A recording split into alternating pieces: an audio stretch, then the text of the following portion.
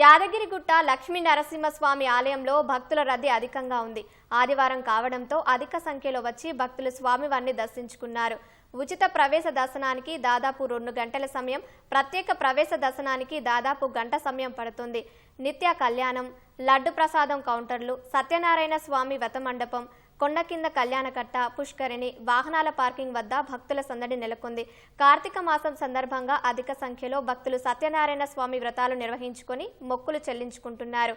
ప్రసిద్ధ పుణ్యక్షేత్రమైన వేములవాడ రాజరాజేశ్వర స్వామి ఆలయం, అనుబంధ దేవాలయం భీమేశ్వర ఆలయంలో ఆదివారం భక్తుల రద్దీ నెలకొంది.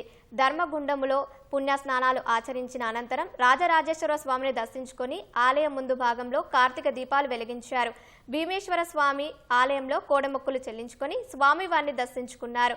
ఓవైపు ఆలయ అభివృద్ధి పనులు కొనసాగిస్తూనే మరోవైపు భక్తులకు ఆలయ అధికారులు లఘు దర్శనం కల్పించి ఎలాంటి ఇబ్బందులు కలగకుండా చర్యలు తీసుకుంటున్నారు.